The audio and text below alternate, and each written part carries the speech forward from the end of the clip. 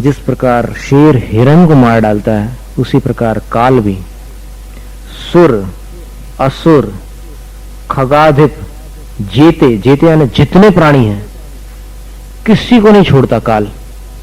जितने प्राणी माने निगोद से लेकर जितने भी संसार में रहने वाले जीव है, पूरी चारों गतियों में, उन सबको काल दले मृत्यु नष्ट कर डालती है। अब सुर यानी देवलोग हैं, असुर यानी भुवनवासी में एक श्रेणी होती है असुर कुमारों की, वे, और खगाधिप, खगाधिप का अर्थ होता है विद्याधनों के राजा। इन सब को काल नष्ट कर डालता है। काल से कोई भी बचा नहीं है। अब कोई कहे कि नहीं कुछ उपाय कर लें तो मृत्यु टल जाए, तो यहां कह रहे हैं कि मृत्यु यदि उपस्थित हो गई तो टल नहीं सकती। यदि रोग हो जाए या कोई और परिस्थिति बन जाए तो उसमें से तो पुण्योदय से मनुष्य बच सकता है, लेकिन मृत्यु यदि सामने आ गई हो तो मणि, मंत्र, तंत्र, बहु हुई, बहुत सारे भी क्यों ना हो, एक साथ मिलकर के भी कोई मरते न बचावे। मरते हुए को कोई भी बचाने वाला नहीं है।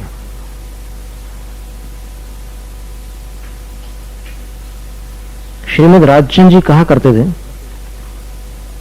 कि सवेरे उठकर के 3 बातों का मन में विचार करो तो वैराग्य कायम रहता है, वैराग्य स्थिर रहता है। पहली बात यह है कि सिर पर मौत मंडरा रही है, पहली बात। तो जिसके सिर पर मौत मंडराती है वो पाप नहीं करता, वो पुण्य कमाने की सोचता है, तो तुरंत वो नमोकार मंत्र पढ़ेगा। जैसे ही उठते ही साथ आपने सोचा कि सिर पर मौत मंडरा रही, तो नमो हरियंताम, नमो सिद्धांत, नमो आर्यन चालू हो जाएगा। तो पहली बात है। फिर दूसरी बात यह है, गुजराती में उन्होंने कहा माथे मौत मंडराए छे, और फिर दूसरी पंक्ति में कहा है कि पग राखता ज पाप शुरू थई जाए छे। पग राखता माने बिस्तर के बाहर आपने पैर रखे नीचे और पाप प्रारंभ। और तीसरी बात उन्होंने कही जोता जेर चढ़े छे।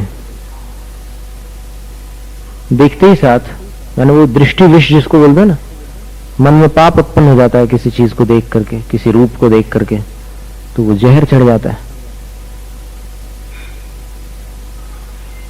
तो जब ये मनुष्य विचार करे कि सिर पर मौत मंडरा रही है, तो फिर वो पाप से सतर्क रहता है, सावधान रहता है। परिस्थिति पाप नहीं कराती, पाप मनस्थिति से होते हैं। एक ही परिस्थिति में एक व्यक्ति पुण्य कमाता है और दूसरा पाप। क्यों? मनस्थिति अलग है। रागी और वैरागी में यही फर्क है। जिस परिस्थिति में वैरागी कर्मों को नष्ट करता है, उसी परिस्थिति में रागी कर्मों का संग्रह करता है, पाप का संचय करता है, कर्म बंध बांधता है। तो आचार्य गुणभद्र स्वामी ने उत्तर पुराण ग्रंथ में लिखा है कि मन की इच्छाओं पर हमेशा नजर रखनी चाहिए, क्योंकि कभी कभी अपन थोड़ा सा ओवर कॉन्फिडेंस में चले जाते हैं, अपने आप को कुछ ज्यादा ही सही समझने लग जाते हैं। लेकिन सतर्क रहने की आवश्यकता विशेष है। क्या मालूम मन कहां कब किसको ले जाकर पटक दे। तो उसमें उन्होंने कहा है कि हे प्राणी, जब भी तेरे मन में पाप उत्पन्न हो, उसी समय अपने आप से एक प्रश्न पूछना। क्या कह रहे हैं आचार्य गुणभद्र स्वामी? कि हे प्राणी, जब भी तुझे पाप करने की इच्छा हो, तेरे मन में पाप उत्पन्न हो, अपने आप से पूछना कि यदि इस समय मृत्यु हो जाए तो कहां जाना पड़ेगा। बहुत बड़ी बात कही है। यानी इससे आप विकट से विकट स्थिति में अपने मन को संयत बना सकते हैं। इसी समय यदि मरण हो जाए तो कहां जाना पड़ेगा, बस अपने आप से, अपने मन से ही पूछना।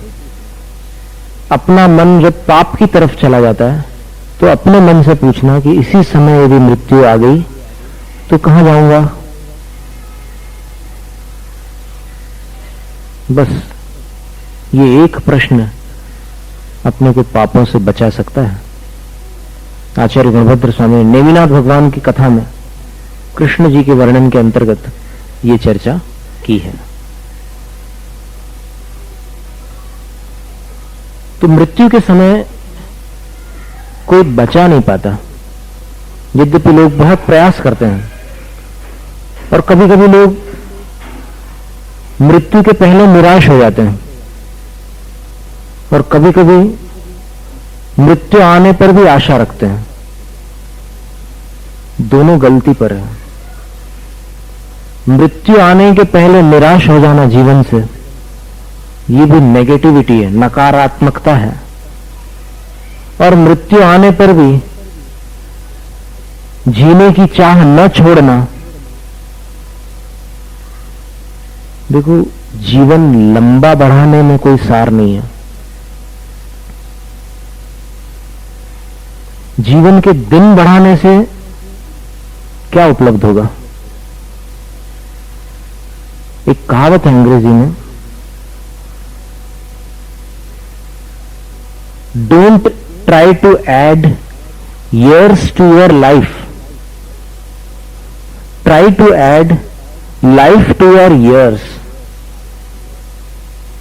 मतलब ये हुआ कि अपने जीवन के साल मत बढ़ाओ, अपने को जितने साल मिले हैं उसमें जीवन बढ़ाओ। अपना जीवन बढ़ाओ का मतलब ये है कि उसमें जान भर दो। तो 100 साल मरे हुए के समान जीने में क्या सार है। 4 साल सही जी लो तो सार है, और 40 साल मृतक के समान जीने में कोई सार नहीं है।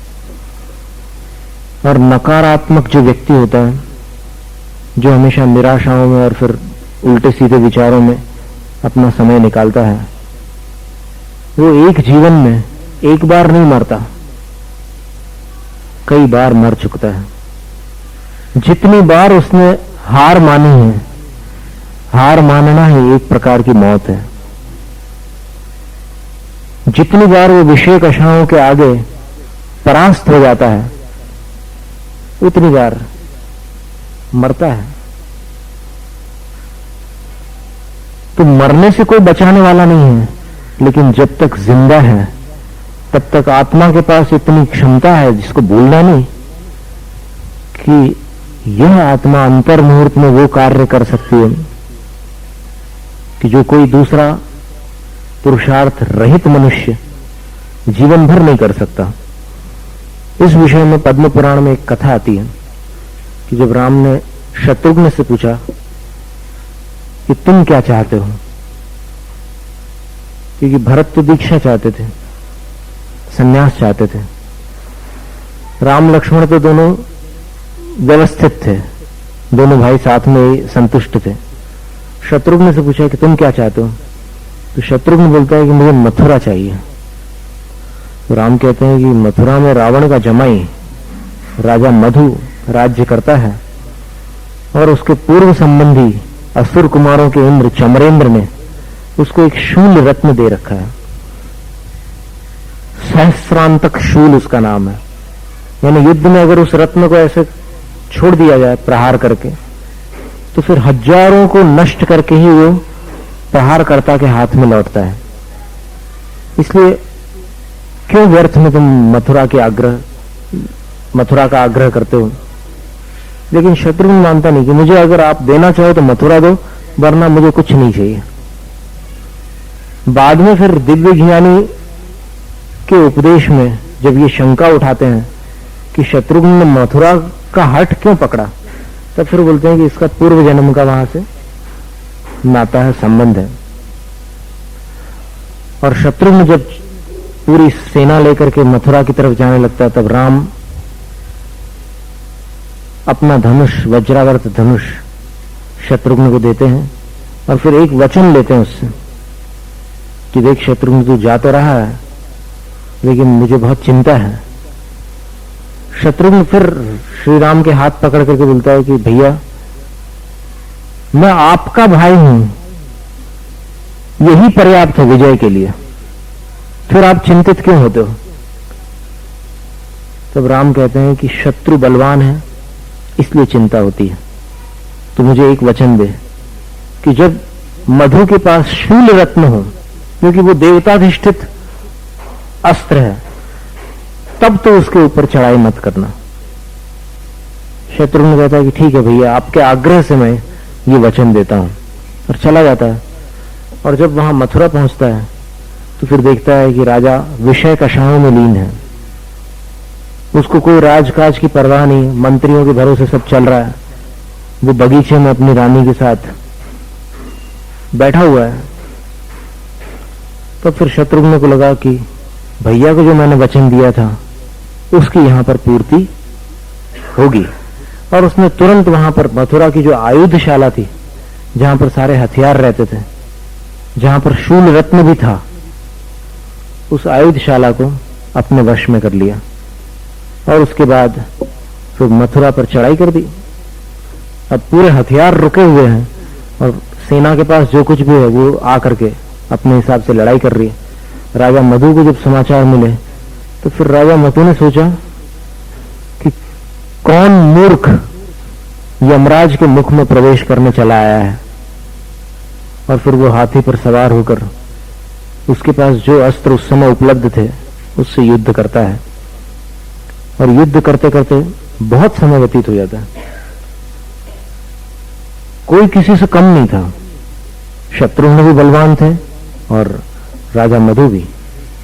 भयंकर युद्ध होता है, लेकिन अंत में शत्रुघ्न भारी पड़ जाता है, और भारी ऐसा पड़ता है कि राजा मधु को उस समय जीवन में पहली बार ऐसा लगा कि कोई मेरी बराबरी का योद्धा मेरे साथ युद्ध कर रहा है, और आज मृत्यु मेरे सिर पर मंडरा रही है। जब राजा मधु को यह अनुभूति हुई कि मृत्यु सिर पर है, तब फिर उसको लगा, उसने अपने मनुष्य पर्याय का विचार किया कि मेरा इतना लंबा मनुष्य जीवन, हजारों साल की आयु थी उस समय मुनीश्वरत भगवान के तीर्थंकर के तीर्थ काल में। श्री राम की आयु 17,000 वर्ष की थी, तो ये मधु तो और बुजुर्ग थे। तो इतनी हजारों वर्षों की मैंने आयु पूरी विषय कषायों में ही व्यतीत कर दी, मेरी मनुष्य पर्याय का कोई सार नहीं निकला, और आज मैं यहां युद्ध के मैदान में मरकर निश्चित रूप से दुर्गति का पात्र बनने वाला हूं, क्योंकि मैंने जीवन में एक भी पुण्य नहीं कमाया। अब मेरा क्या होगा। ऐसा विचार करते करते, मृत्यु का विचार करते करते अंदर वैराग्य भाव प्रकट होता है कि नहीं, अभी भी मुझ जैसे वीर को पराजित नहीं होना चाहिए। इस शत्रु से मैं भले परास्त हो गया हूं, लेकिन मैं कर्म रूपी शत्रु को विजयी नहीं होने दूंगा। और ऐसा विचार कर उन्होंने हाथी पर बैठे बैठे, पूरा शरीर घायल था, आचार्य रविशंकर महाराज कहते हैं कि वसंत ऋतु के पलाश वृक्ष के समान वो दिख रहे थे। बसंत ऋतु में पलाश वृक्ष होता है, टेसू के जो फूल लगते हैं जिनसे गुलाल रंग बनाया जाता है, कोई खुशबू तो होती नहीं उसमें, लेकिन वो पूरा पेड़ लाल लाल फूलों से भरा रहता है। तो उसी प्रकार शेवले का जो मधु राजा के शरीर में शत्रुघ्न के इतने अस्त्र लग चुके थे कि पूरी तरह से घायल था, और प्राणांत बिल्कुल निकट आ गया था। सांस की गति बदल चुकी थी, यानी शरीर छूटने वाला था। तब उन्होंने अपने अस्त्र फेंक दिए। शत्रुघ्न ऐसे देखता रहता है कि राजा ने अस्त्र फेंक दिए हैं, और हम सूर्यवंशी कभी भी निरस्त्र पर प्रहार नहीं करते। तो शत्रुघ्न भी अपने बाणों को वापस तरकश में डाल देता, धनुष को ढीला छोड़ देता, ऐसे टिका देता, और राजा की ओर देखता रहता है कि क्या करने जा रहे हैं, पता नहीं क्या विचार है इनका। और उसके बाद अस्त्र छोड़ने के बाद उन्होंने अपने वस्त्र और आभूषण भी नीचे गिरा दिए हाथी के, और उसके बाद सिर पर जो केश थे, राजा के सुंदर केश थे, उन्होंने अपने हाथों से जितनी शक्ति थी उनमें ऐसे उखाड़ उखाड़ करके नीचे फेंक दिए, और हाथ जोड़ करके पंच परमेष्ठियों का स्मरण किया और पंच पापों का सर्व सावध विरतोस्मि हमेशा के लिए त्याग कर दिया और मुनि दशा को प्राप्त हो गए। जैसे ही राधा मधु मुनि दशा को प्राप्त हो गए, शत्रुघ्न अपने हाथी से नीचे उतरकर उनको साष्टांग प्रणाम करते हुए, हाथी पर बैठे हुए और उनको वहां प्रणाम करते हुए हाथ जोड़कर क्षमा याचना करते हैं कि महाराज,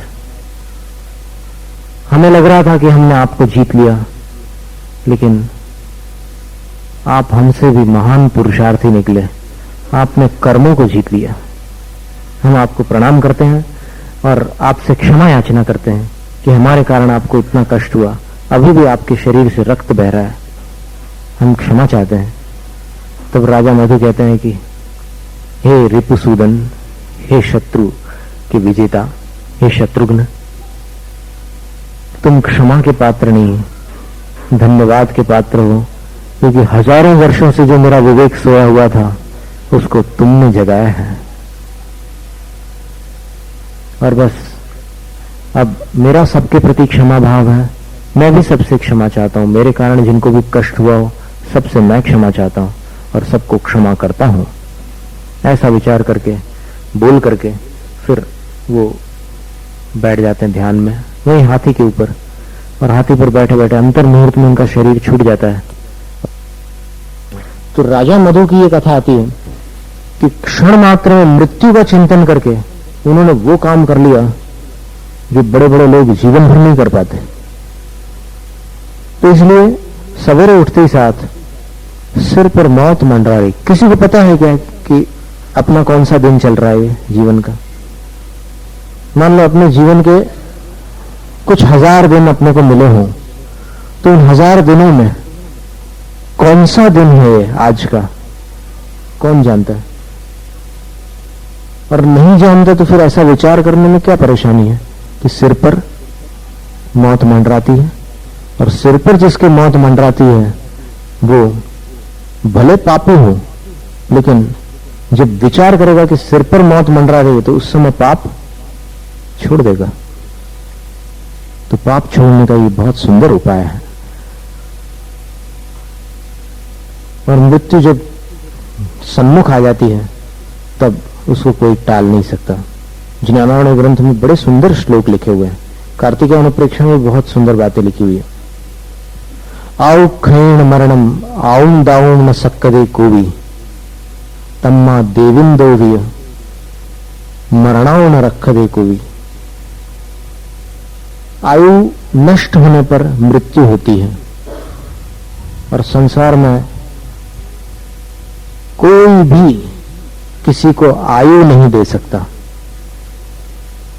आयु का दान करने वाला संसार में कोई नहीं है। इसलिए देवों का इंद्र भी किसी को बचा नहीं सकता। क्यों नहीं बचा सकता? क्योंकि वो किसी की आयु नहीं बढ़ा सकता। फिर उसके आगे और गाथाएं हैं, उसमें भी लिखा है कि यदि देवताओं के इंद्र किसी को बचा सकते मरने से, तो सारे मनुष्य उन इंद्रों को प्रसन्न कर करके अमर बन जाते हैं। और यदि इंद्र बचाने में समर्थ होता तो वो खुद भी नहीं मरता। इंद्र का मरण होता है कि नहीं? होता है। संसार में 4 गति में कोई ऐसा जीव नहीं है जिसका मरण न होता हो। तो जब इंद्र का भी मरण होता है तो वो स्वयं को क्यों नहीं बचा पा रहा है? जो स्वयं को नहीं बचा पा रहा है वो किसी अन्य को क्या बचाएगा? पर इसमें फिर दूसरा चिंतन ये भी आवश्यक है कि जीवन नश्वर है, जीव अविनाशी है। आ रहा है समझ में? जीव नश्वर है क्या? नहीं, जीव अविनाशी है, जीवन नश्वर है। इसलिए जीवन नष्ट होने पर जीव नष्ट हो रहा है ऐसा नहीं सोचना। जीव तो अजर अमर अविनाशी है, और उस जीव का कल्याण करना हो तो जीवन नष्ट होने के पहले कुछ कार्य अवश्य कर लेना चाहिए। उसमें से सबसे महत्वपूर्ण कार्य है संलेखना। और संलेखना व्रति की होती है, असंयमी की नहीं होती। किसी को मृत्यु के समय नमोकार मंत्र सुना दो तो संलेखना नहीं कहलाती। वो ठीक है, उसकी सदगति हो सकती है, अथवा उसके उस समय पुण्य का उदय हो सकता है जिस समय आप उसको नमोकार मंत्र सुना रहे हैं, लेकिन उसको संलेखना का फल नहीं मिलने वाला। संलेखना बड़ी महान क्रिया है। सत्य और लेखना, लेखना का अर्थ होता है कम करना, घटाना, कृश करना।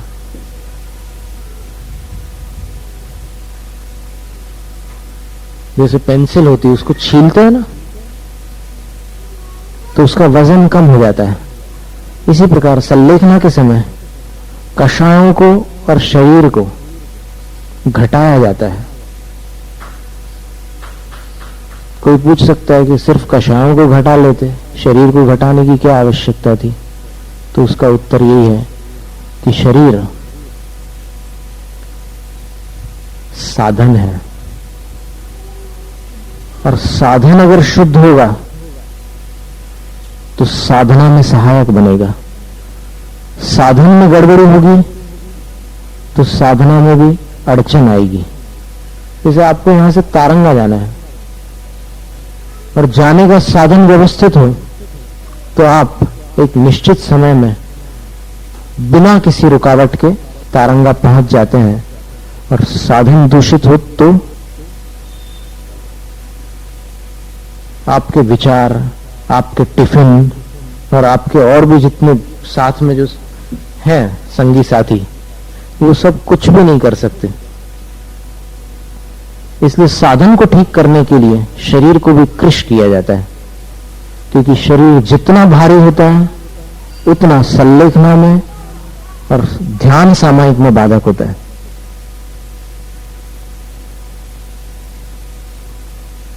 भारी शरीर बाधक होता है, और फिर भारी शरीर को ठीक किया जा सकता है, वो कोई लाइलाज बीमारी नहीं है। और होलिस्टिक मेडिसिन में तो बोलते हैं कि इसका मन से भी संबंध है। शरीर दो कारणों से, दो प्रकार की मानसिकता से शरीर भारी होता है। एक असुरक्षा, जो मन में हमेशा अपने आप को असुरक्षित महसूस करता है तो उसका शरीर भी भारी हो सकता है। और दूसरी मानसिकता उसने ये बताई कि जो हमेशा अपने आप से शिकायत करते रहता है, जिसको हमेशा अपने से शिकायत रहती है, मैं ठीक नहीं हूं, मैं ऐसा हूं, वैसा हूं, ऐसा वैसा, तो अपने से जो नफरत होती है, self hatred is the root cause of obesity. Louise Hay ने लिखा है कि अपने से घृणा करने पर भी शरीर बेडौल हो जाता है, मोटा हो जाता है, भारी हो जाता है। तो अगर इस मानसिकता को आप बदल लें, अपने आप को स्वीकार कर ले कि नहीं, मैं जो ही हूं, मुझे अपने से नफरत नहीं करना, तो फिर स्वास्थ्य बहुत जल्दी सुधरने लग जाता है, शरीर नॉर्मल होने लग जाता है। संलेखना के समय और ध्यान सामायिक के समय अगर शरीर सुडौल हो, व्यवस्थित हो, तो बहुत सहायक होता है। इसीलिए संलेखना के समय काय संलेखना, शरीर को भी घटाने का एक क्रम किया जाता है। वो क्रम सिर्फ शरीर को घटाने का क्रम है, मरने के लिए भोजन नहीं छोड़ रहे हैं, ये याद रखना। जो उपवास कर रहे हैं संलेखना में, तो वो आजीवन उपवास तो करते नहीं है, पहली बात। जिस दिन संलेखना धारण कर ली उसी दिन से आजीवन उपवास, ऐसा नहीं। और ऐसा भी जैन शास्त्रों में कहीं वर्णन नहीं है कि कोई साधु संकल्प कर ले कि जब तक केवल ज्ञान नहीं होगा तब तक आहार जल का त्याग। शरीर का भी त्याग हो जाएगा, लेकिन वो घातिया कर्म नष्ट होने वाले नहीं है, क्योंकि उसकी जो प्रक्रिया है वो ऐसे जोश में नहीं होती। जोश और होश दोनों साथ में चाहिए।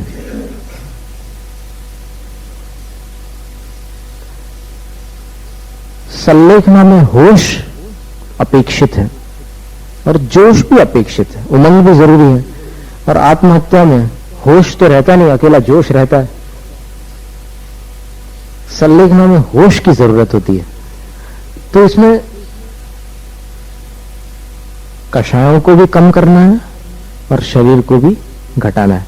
तो संलेखना के क्रम में जब काय संलेखना होती तो उसमें हमने बतलाया था मृत्यु महोत्सव के व्याख्यान में कि शुद्धिकरण होता है।